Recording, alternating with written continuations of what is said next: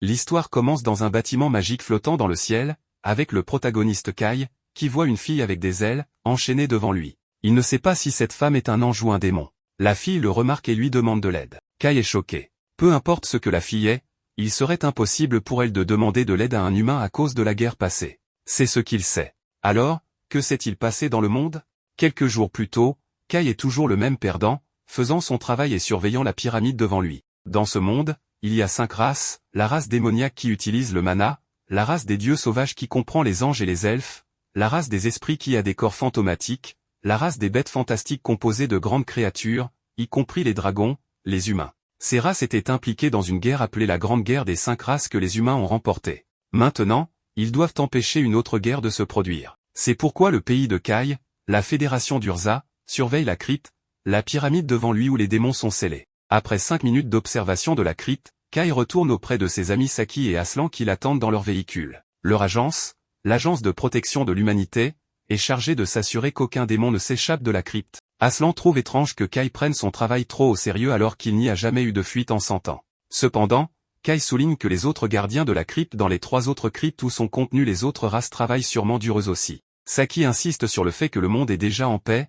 mais Kai ne veut toujours pas baisser sa garde. Plus tard, dans leur ville de Vishar, dans leur quartier général, Kai passe la journée à s'entraîner au combat contre des créatures de type bêtes fantastiques. Il évite leurs énormes pieds et les frappe avec ses coudes. Cependant, quand le dragon se rapproche pour le combattre, Saki voit cela et éteint rapidement la machine. Elle réprimande alors Kai pour être si imprudent à l'entraînement, mais Kai argue que cela ne signifiera rien s'il ne se pousse pas au-delà de ses limites. L'objectif de Kai est de devenir comme le prophète Sid, le héros de l'humanité dans la Grande Guerre passée. Il est celui qui a vaincu les 4 autres héros, l'impératrice noire Vanessa de la race démoniaque, le maître des anges Alfreya, la souveraine des esprits Rikujan Kyoko, et l'empereur des Crocs-Rétiais. Sid les a tous vaincus avec l'épée que lui a donnée la déesse de la prophétie, Azura Soraka. Après leur discussion, Saki s'approche d'Aslan qui est toujours allongé là où le dragon l'a frappé pendant l'entraînement. Saki demande ensuite aux 2 garçons quel est leur cadeau pour leur autre ami Jean qui obtient une promotion. Malgré ses 17 ans, Jean est déjà promu à leur siège social dans la capitale, Urza. En tant que camarade de promotion, Saki insiste pour qu'il lui offre un cadeau spécial. Pendant ce temps, Kai est distrait par un message de Jean. Les autres lisent le message et découvrent que Jean demande à rencontrer Kai en secret, sans que les 2 autres ne le sachent. Cela amène Saki et Aslan à taquiner Kai sur une éventuelle relation secrète avec Jean. Cependant, Kai s'échappe en courant pour fuir ses 2 amis. Le lendemain, Kai va rencontrer Jean. Lorsqu'elle arrive, elle demande à Kai pourquoi il porte son uniforme et est complètement équipé alors qu'ils sont censés être en congé aujourd'hui. Kai avoue qu'il vient en fait de quitter leur quartier général après s'être entraîné le matin. Ils se dirigent ensuite vers leur mission, faire du shopping. Jean regarde les bijoux dans la vitrine d'un magasin et révèle à Kai qu'elle prévoit d'offrir un cadeau à Saki et Aslan. Elle sait déjà qu'il prévoit de lui offrir un cadeau, alors elle veut leur offrir quelque chose en retour, car ils pourraient ne plus jamais se revoir. Kai souligne que le déploiement de Jean ne dure que 2 ans et qu'elle peut revenir ensuite, mais Jean rétorque qu'à ce moment-là, Aslan et Saki auront aussi terminé leur déploiement et retourneront à la vie civile. Jean est triste que, parmi leur groupe, seul elle et Kai soient assez sérieux pour continuer leur carrière à l'agence. Kai remonte le moral de Jean en lui rappelant que son objectif est toujours de surpasser son père, le chef du quartier général d'Urza. Après cela, ils reprennent leur shopping, vérifiant de nouveaux sacs, la mode, et partageant un repas ensemble. Après avoir acheté tout ce dont ils ont besoin, Jean remercie Kai de l'avoir accompagné. En attendant pour traverser la rue, ils commencent à parler de leur passé. Enfant, Kai est tombé accidentellement dans une crypte de démons. À ce moment-là, il avait l'impression de tomber dans un puits de ténèbres entouré de démons, mais il a vu une épée brillante qui ressemblait étrangement à l'épée de Sid. Quand il est revenu et a raconté ce qui s'était passé, personne ne l'a cru. C'est à ce moment-là que Kai a décidé qu'il devait garder la crypte. Jean change alors de sujet et demande à Kai ce qu'il pense de l'avenir. Kai est confus car ils ont déjà parlé du retour de Jean après 2 ans, mais Jean clarifie qu'elle pense à plus long terme. Elle s'arrête de marcher et sourit à Kai. Elle était sur le point de lui poser une question lorsque Kai remarque que tout autour de lui commence soudainement à se brouiller. Il essaie de tendre la main vers Jean, mais une voix désincarnée en arrière-plan annonce que la renaissance du monde commence.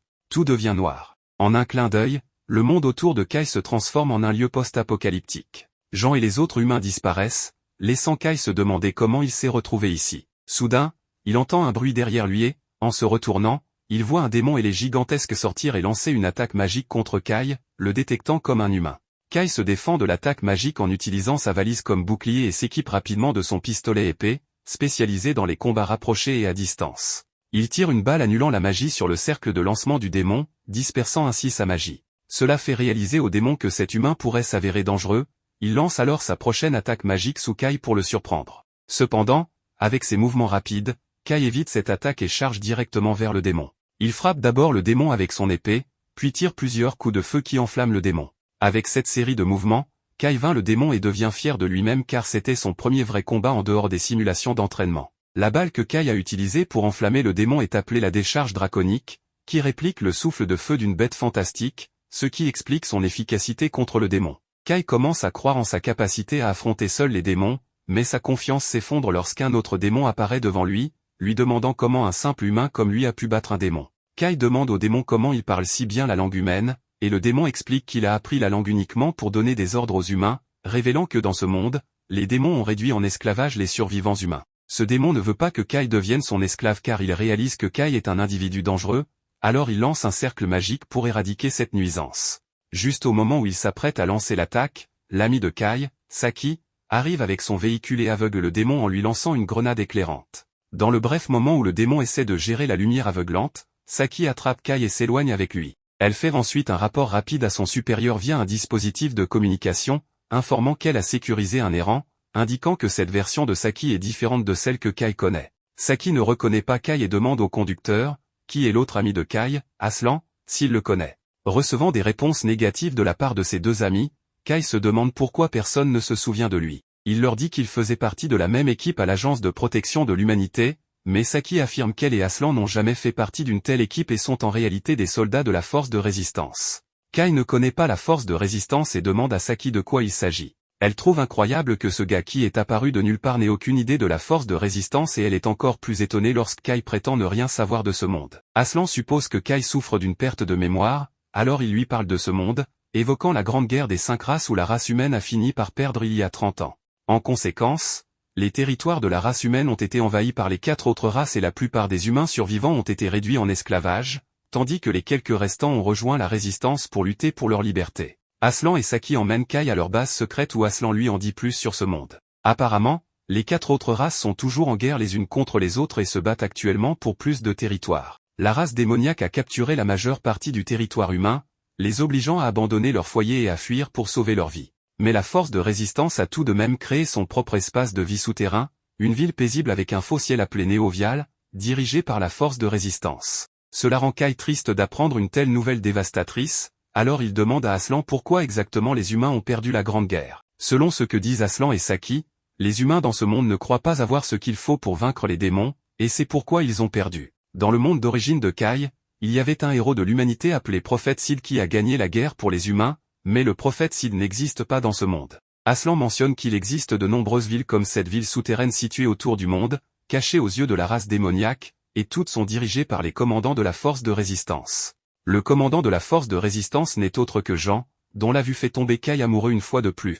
Jean vient voir Aslan et Saki avec ses forces, les remerciant pour leur service comme toujours. Elle voit un nouveau gars derrière elle et apprend de Saki qu'il a été trouvé à la surface avec ses souvenirs disparus. Jean fait confiance à Aslan et Saki pour pouvoir aider Kai seul, alors elle les quitte, mais Kai l'arrête en lui demandant si elle ne se souvient pas qu'ils sont allés faire du shopping il y a quelques minutes. Il mentionne également que Jean cherchait un cadeau pour Saki et Aslan avant de partir Urzac, mais Jean ne se souvient de rien et suppose que ce gars a perdu la tête, alors elle s'en va. Pourtant, Kai continue de prétendre qu'il la connaît et mentionne son rêve de surpasser son père en lui demandant pourquoi elle fait semblant d'être un homme. Le subordonné de Jean, Farline, arrête Kai pour qu'il n'insulte plus son leader et lui dit de se ressaisir avant de partir. Aslan et Saki disent également à Kai d'arrêter s'il ne veut pas être puni et le ramènent chez eux pour qu'il puisse se reposer correctement et clarifier ses pensées. Plus tard dans la nuit, Kai lit l'histoire de ce monde mais ne trouve aucun enregistrement de lui ou du prophète Sid, se demandant pourquoi aucun d'eux n'existe ici. Il parcourt les pages des archives du monde et découvre que la crypte utilisée pour sceller les autres races existe toujours. Le lendemain, il demande à Saki à propos de la crypte, qui prétend ne pas être familier avec ce terme, alors il décide d'aller inspecter l'endroit seul. Il commande à Aslan de lui donner son appareil de communication et part seul. Utilisant leur appareil de patrouille, il atteint l'emplacement de la crypte et découvre que le sceau de la crypte est ouvert. Il entre alors dans le chemin menant à l'intérieur du sceau et trouve commodément une épée lumineuse à l'intérieur qu'il reconnaît comme étant l'épée que le prophète devait utiliser pour vaincre les 4 autres races. Bien sûr, il prend l'épée légendaire pour lui et est instantanément transporté à un endroit dans les cieux où une fille ressemblant à une humaine avec des ailes moitié démon et moitié ange est enchaînée. Voyant Kai, la fille éclate en larmes et le supplie de la libérer de ses chaînes. Kai a du mal à comprendre de quelle race est cette fille, mais celle-ci lui dit qu'elle s'appelle Rin et le supplie de la sauver encore une fois avant de s'évanouir. Kai s'approche de la fille et hésite encore à l'aider ou non, mais il déteste principalement les démons et elle ne ressemble pas à un démon, alors contre son meilleur jugement, il décide de la libérer. Il essaie d'utiliser son épée pour couper les chaînes en deux, mais elles sont trop solides et ne montrent aucun signe de dommage. Kai essaie d'utiliser ses balles, mais cela ne suffit même pas à retirer les chaînes. Il ne sait plus quoi faire puisqu'il n'a pas d'autres armes sur lui, mais il se rappelle alors qu'il a encore cette épée spéciale. Il essaie de se souvenir de son nom et prononce les mots Code Holder à haute voix. En faisant cela, son épée pistolet commence à se transformer et Kai n'en revient pas de tenir l'épée que Sid a utilisée pour sauver l'humanité dans son espace temporel. Il lève l'épée et frappe les chaînes encore une fois et pendant une fraction de seconde, on dirait qu'il vient de détruire la dimension, mais tout revient à la normale et les chaînes sont coupées en deux. La fille est libérée et commence à tomber par terre, alors Kai la rattrape et dès qu'elle ouvre les yeux, elle est effrayée et s'éloigne rapidement de Kai avant de crier pour que quelqu'un nommé Vanessa se montre. Elle dit qu'elle veut une revanche avec Vanessa et que ce n'est pas juste de lui envoyer un démon minable pour l'assassiner. Cependant, avant que Kai puisse expliquer qu'il n'est pas un démon, Rin a déjà commencé à l'attaquer parce qu'elle déteste les démons. Il parvient à esquiver la première attaque, mais il ne peut pas faire de même pour la deuxième explosion d'énergie que Rin lui envoie. Il commence à regretter de l'avoir aidé après tout, mais alors que l'explosion se dirige droit vers lui, il se rappelle quelque chose que le système a mentionné à propos du Code Holder étant capable de couper le destin lui-même. Il prend donc le Code Holder et l'utilise pour trancher la boule magique en deux. La magie disparaît à la grande surprise de Kai et Rin n'en revient pas non plus car un simple démon ne serait jamais capable de bloquer son attaque. Kai lui dit enfin qu'il n'est pas un démon et qu'il n'a aucune idée d'où elle a eu cette idée puisqu'il n'a ni elle ni qu'eux, donc il est clairement humain.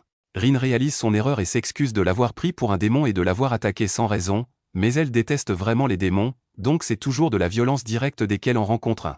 Kai est au moins certain qu'elle n'est pas un démon, mais il ne sait toujours pas de quelle race elle est, alors il lui demande. Rin le supplie de ne pas poser de questions à ce sujet. Kai accepte de laisser tomber le sujet de sa race pour le moment, mais il a encore d'autres questions à poser, comme où ils sont exactement. Malheureusement, Rin n'a aucune idée non plus de cet endroit. Tout ce dont elle se souvient, c'est qu'elle combattait Vanessa et tout d'un coup elle s'est retrouvée emprisonnée ici. Kai reconnaît le nom et demande si Rin parle de la même Vanessa qui est le héros des démons et Rin confirme. Sa surprise grandit en apprenant que Rin a osé affronter un héros, alors il demande si elle est vraiment si forte. En réponse, Rin déclare fièrement qu'elle pourrait anéantir toute une armée de démons toute seule si elle le voulait, mais d'après ce qu'elle a vu, Kai est tout aussi impressionnant qu'elle puisqu'il a réussi à arrêter ses attaques. Elle lui demande comment il a fait, alors Kai est sur le point de lui parler de son épée, mais il remarque alors un portail derrière Rin d'où émerge un monstre hideux. Le monstre dit quelque chose à propos de l'entité de la singularité du destin s'étant réveillée et comme elle représente une grande menace pour le nouveau monde, il va commencer le protocole pour l'éliminer. Le monstre tente de frapper Rin, mais Kai la tire en sécurité à la dernière seconde. La puissance de ce monstre est redoutable, alors Kai dit à Rin qu'ils n'ont pas d'autre choix que de fuir et Rin est d'accord, alors il lui prend la main et ils s'enfuient tous les deux. Malheureusement, ils ne savent pas où se trouve la sortie et le monstre a toujours accès au portail. Il tend son tentacule dans le portail et attrape Rin. Il déclare alors avoir capturé la singularité. Le protocole de suppression commence et il forme plusieurs orbes pour effacer Rin de l'existence. Kai ne peut supporter de voir cela, alors il décide de ne plus rester là et d'agir pour sauver Rin. Il utilise à nouveau l'épée dorée et avec elle, il tranche le tentacule du monstre en deux, tout en infligeant des dégâts importants à la dimension. Le monstre le repère et reconnaît qu'il tient l'épée interdite, mais ne comprend pas pourquoi l'épée est ici ni comment un humain pourrait l'avoir en sa possession. Puisque Rin est maintenant libre, Kai n'a pas l'intention de rester pour découvrir ce que le monstre va faire, alors il attrape Rin et saute à travers le trou dans la dimension, les ramenant au cimetière sur Terre. Kai est un peu confus, mais il est heureux qu'ils aient réussi à s'échapper en un seul morceau, et Rin est surtout soulagée car elle avait vraiment peur de mourir. C'est la première fois que quelqu'un se soucie suffisamment pour l'aider, toute sa vie, elle a été rejetée par toutes les autres races qui lui ont dit qu'elle n'était pas des leurs. Cependant, parmi toutes les races, les démons ont été les plus cruels envers elle, l'appelant toujours une abomination, ce qui est la raison pour laquelle Rin a eu une énorme dispute avec Vanessa. Kai la réconforte et dit qu'il comprend comment elle se sent, puisque tous ses amis ne se souviennent plus de lui et qu'il se sent donc seul au monde. L'histoire qu'il se rappelle est celle où les humains ont gagné la grande guerre des 5 races, mais dans ce monde, il semble que les démons occupent les villes humaines. Rin est un peu confuse car elle ne se souvient pas que les démons aient jamais eu l'avantage contre les humains. En fait, juste au moment où elle se battait avec Vanessa, elle se rappelle que les humains commençaient à gagner la guerre et que les démons se plaignaient que c'était à cause du héros humain. Kai s'excite et demande si Rin se souvient de Sid, mais malheureusement, elle ne l'a jamais rencontré, donc elle ne peut pas le dire avec certitude. Kai réalise qu'il a peut-être réagi de manière excessive et s'excuse auprès de Rin, mais au moins il a confirmé qu'il et Rin viennent du même passé, donc ils doivent être les mêmes. Rin se rapproche de Kai et dit qu'il est la première personne à s'associer à elle, ce qui la rend plutôt heureuse. Ils quittent tous les deux le cimetière un peu plus tard, et Rin demande à Kai ce qu'il prévoit de faire maintenant. Mais avant qu'il puisse répondre, Rin s'effondre par terre d'épuisement. Kai est inquiet et suppose que c'est à cause de l'attaque qu'elle a subie plus tôt, alors il l'aide à se relever et dit qu'il prévoit de retourner en ville puisqu'il n'a nulle part où aller. Il l'invitait à rester avec lui pendant qu'il est là. Rin est hésitante à accepter car elle dit qu'elle ne veut pas aller dans une ville humaine. Kai demande pourquoi et elle lui explique qu'elle ne peut pas faire confiance aux autres personnes. Kai est la seule personne en qui elle est prête à avoir confiance, puisqu'il l'a sauvée. Il lui dit qu'elle devrait lui faire confiance pour la garder en sécurité et lui demande de nouveau de venir avec lui. Elle est toujours libre de partir si elle se sent mal à l'aise là-bas. Rin accepte finalement de venir avec lui. De retour dans sa chambre, Kai est allongé sur son lit pendant que Rin prend une douche.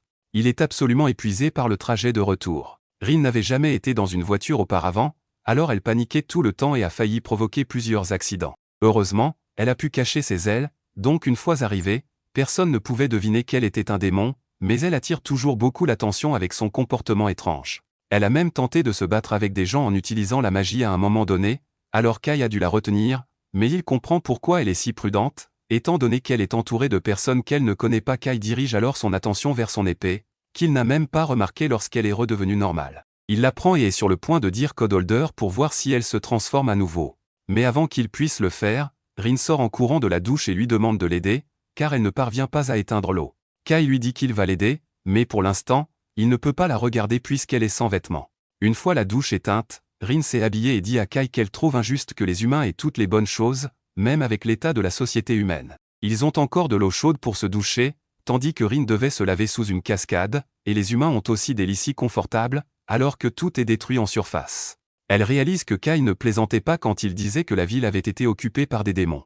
Kai était sceptique au début, mais rencontrer Rin confirme qu'il n'est pas fou, donc il sait maintenant avec certitude qu'ils sont dans un monde où les résultats de la Grande Guerre des races ont été modifiés. L'histoire correcte est celle aussi des devenus le héros des humains, mais dans cette réalité, il n'a jamais existé pour une raison quelconque. Rin suggère qu'ils doivent simplement échapper à cette réalité et revenir à l'ancienne, et c'est effectivement une solution à leurs problèmes, mais Kai ne sait pas s'il y a vraiment un moyen de le faire. Ils vont se coucher après cela, mais tard dans la nuit, Rin se réveille en sursaut et prévient Kai qu'elle sent une magie puissante, ce qui signifie que les démons attaquent à l'extérieur. Les démons ont déchiré le plafond de la ville et commencent à semer le chaos. Kai savait déjà que l'humanité était foutue dans cette réalité, mais il ne réalisait pas que les humains étaient aussi impuissants face aux démons, et il n'y a pas de héros pour les sauver non plus.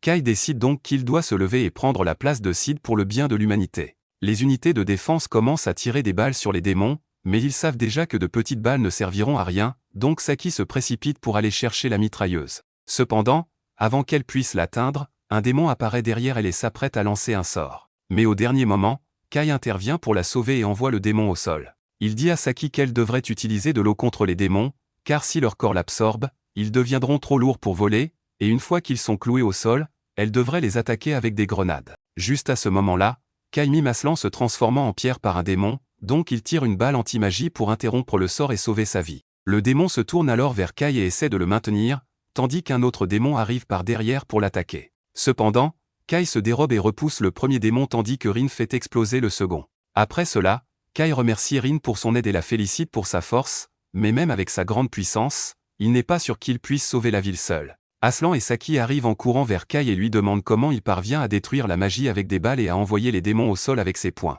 Kai leur explique qu'il vient d'un monde où l'humanité a gagné la guerre des races et que sa technique de combat, ainsi que ses balles spéciales, proviennent de ce monde. Saki et Aslan ont encore du mal à croire que Kai est sérieux au sujet de l'existence d'une chronologie alternative, mais avant qu'ils ne puissent poser plus de questions, Aslan reçoit un message l'informant que 2 éclaireurs démons ont réussi à s'échapper. S'ils rapportent la localisation de cette ville souterraine à leur chef, une armée entière de démons va arriver et tuer tous les derniers humains. Aslan dit qu'il doit signaler cela au quartier général de l'armée rebelle, et Saki demande à Kai de les rejoindre pour s'y rendre, car sa force en fait un atout précieux et Jean sera sûrement heureux de l'accueillir. Kai accepte de les rejoindre, et ils se dirigent tous vers le quartier général situé dans l'ancienne capitale royale. Le lieu a été détruit il y a des années, mais c'est précisément pour cette raison qu'ils ont choisi de construire leur quartier général là-bas, car les démons ne penseraient pas aller chercher. Celui qui a suggéré l'emplacement était le père de Jean, mais il a pris sa retraite en tant que chef de l'armée rebelle il y a 2 ans à cause d'une blessure, alors Jean a pris sa place.